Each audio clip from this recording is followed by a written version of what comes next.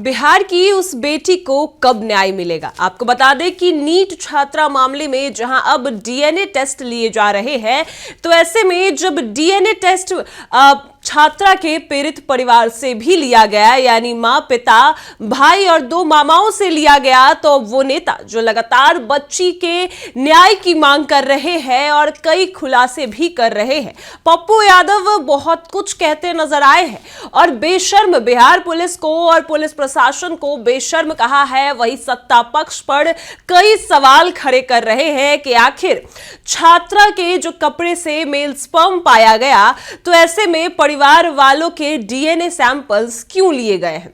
क्या यही है संविधान? क्या यही न्याय है? क्या बिहार की बेटी को इस तरीके से न्याय मिलेगा कि उनके पीड़ित परिवार को ही तंग किया जाएगा और उनको ही परेशान किया जाएगा? आपको उनका बयान भी दिखाएंगे और क्या कुछ लिखते नजर आए हैं वो भी दिखाएंगे। नमस्कार, मैं कोमल और आप देख रहे हैं दर्श न्यूज।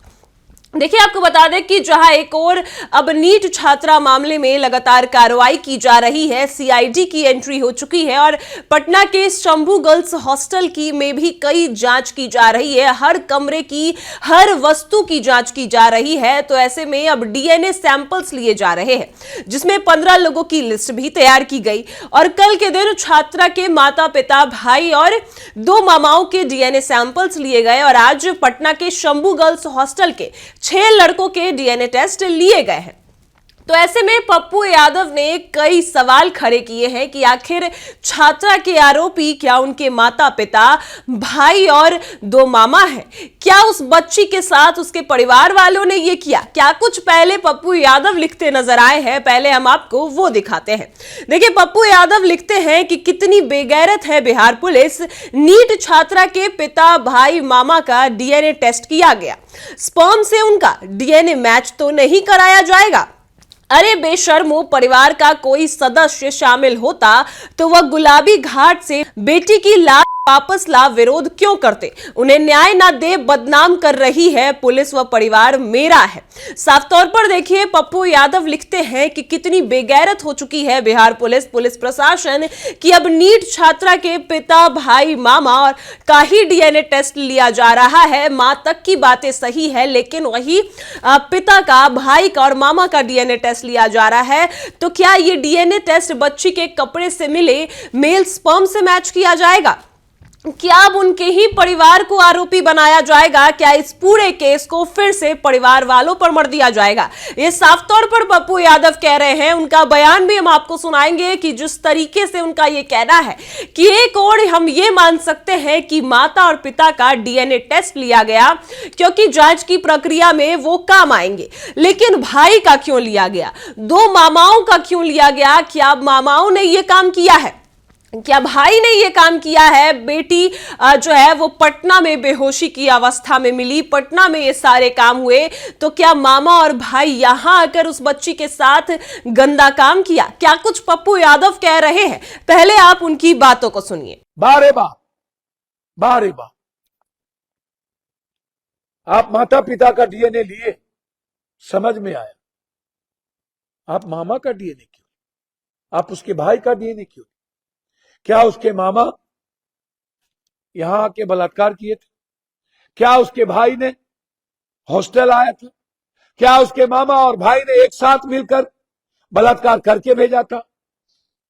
तब से अंडरगारमेंट में ब्लड लगा हुआ था। अंडरगारमेंट यदि नहीं मिलता तो क्या बलात्कार साबित आप होने देते?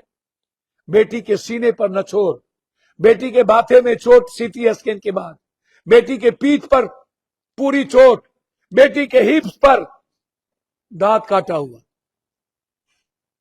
बेटी के प्राइवेट पार्ट पर सूजा हुआ, बेटी के प्राइवेट पार्ट पर लगातार प्रेशर।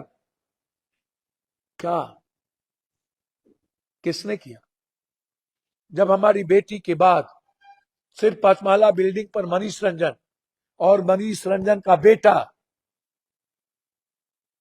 नीलम अग्रवाल का बेटा और उसके 7 दोस्त, एक ही रास्ता, जब आप थे तो फिर कौन था? मामा सुभाष शर्मा, जिसने 2.5 लाख रुपया प्रभात में पे किया, और 1.5 लाख रुपया मरने के बाद मेदांता को पे किया। शर्म नहीं आता? सम्राट चौधरी साहब, आप तो बहादुर हैं। हम लोगों को चुल्लू भर पानी में डूब के मर नहीं जाना चाहिए।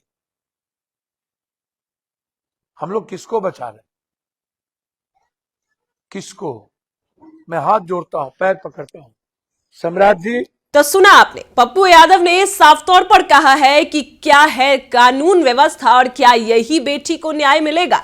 क्या इस तरीके से उस बच्ची को न्याय मिलेगा कि उनके परिवार वालों को परेशान किया जाएगा, सारा आरोप परिवार वालों पर मर दिया जाएगा? और ऐसे में जो आरोपी है, साफ तौर पर पप्पू यादव ये भी कह रहे हैं कि मनीष रंजन, अंशु अग्रवाल, इन सभी के डीएनए टेस्ट करवाने चाहिए, तब साफ साफ पता चल जाएगा कि ये काम किसने किया, उस बच्ची के सपने को किसने रौंदा, ये साफ पता चल जाएगा। लेकिन कितनी बेशर्म हो चुकी है बिहार पुलिस और कानून व्यवस्था कि छात्रा के माता पिता, भाई और मामाओं के डीएनए टेस्ट किए जा रहे हैं, जिसमें उनके परिवार को ही परेशान किया जा रहा है। एक समय पर माता और पिता के डीएनए टेस्ट की बातें समझी भी जा सकती हैं, क्योंकि वो एक आगे जाकर काम आएंगी, क्योंकि डीएनए सैंपल्स जेनेटिक जो है उसमें शामिल होंगी। लेकिन वहीं भाई का डीएनए टेस्ट क्यों लिया गया, भाई के साथ साथ 2 मामाओं का डीएनए टेस्ट क्यों लिया गया? लेकिन वहीं पटना के शंभू गर्ल्स हॉस्टल के संचालक यानी जो मनीष चंद्रवंशी हैं, जो सबसे ऊपर महले में रहते हैं, उनके डीएनए टेस्ट क्यों नहीं लिए जा रहे? अंशु अग्रवाल के डीएनए टेस्ट क्यों नहीं लिए जा रहे, जो कि सबसे संदिग्ध है, जो पटना के शंभू गर्ल्स हॉस्टल में रहते हैं? उन सभी के डीएनए टेस्ट की बजाय जो बिहार पुलिस है वो छात्रा के ही माता पिता को परेशान कर रही है, छात्रा के ही परिवार वालों को परेशान कर रही है। तो ऐसे में जो एक और पप्पू यादव साफ तौर पर कई खुलासे कर रहे हैं, तो साफ तौर पर पुलिस व्यवस्था सम्राट चौधरी को भी घेर रहे हैं। उनका यही कहना है कि अगर ऐसे बिहार की बेटियों को न्याय मिलेगा तो उससे अच्छा डूब मर जाना चाहिए, और वही सम्राट चौधरी को भी उन्होंने यही कहा है। फिलहाल इस खबर में इतना ही। आप देख रहे हैं दर्श न्यूज।